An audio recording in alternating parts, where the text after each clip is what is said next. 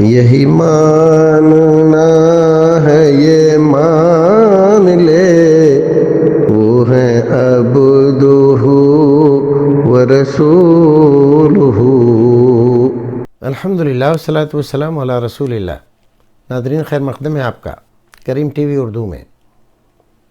Manchester England سے علی صاحب سوال کرتے ہیں کہ ہمارے یہاں باتھ روم اسی میں ٹوائلٹ کرتے ہیں اور اسی میں ہم لوگ کوئی اور جگہ نہ ہونے کی وجہ سے وضو کرتے ہیں، تو وضو میں بسم اللہ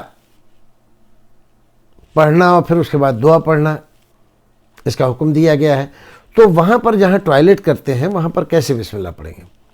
تو بھائی دیکھیے، بات یہ ہے، شریعت نے جو منع کیا ہے ایسی جگہ پر بسم اللہ یا دعا وغیرہ پڑھنے کے لیے، تو اس لیے کہ وہ جگہ گندی ہوتی ہے۔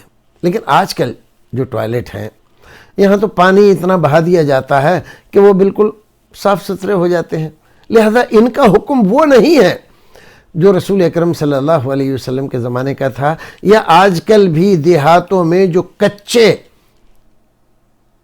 پاخانے بنے ہوئے ہیں ان کا جو حکم ہے، جہاں گندگی رہتی ہے، پڑی رہتی ہے اور وہاں بدبو پھوٹتی رہتی ہے، تو ان کا حکم اور ان کا حکم ایک نہیں ہے، دونوں کا حکم الگ الگ ہے۔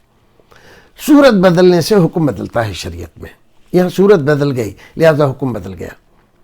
اب آپ پوچھتے ہیں کہ کیسے کریں، تو ایسا کریں کہ بسم اللہ پڑھیں اور داخل ہو جائیں، وضو کریں، نکلیں اور دعا پڑھ لیں۔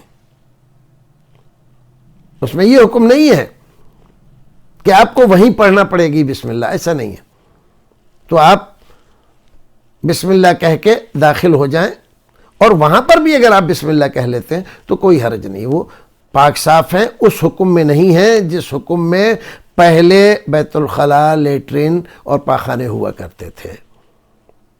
میرا خیال ہے بات سمجھ میں آ گئی ہوگی۔ السلام علیکم ورحمۃ اللہ وبرکاتہ۔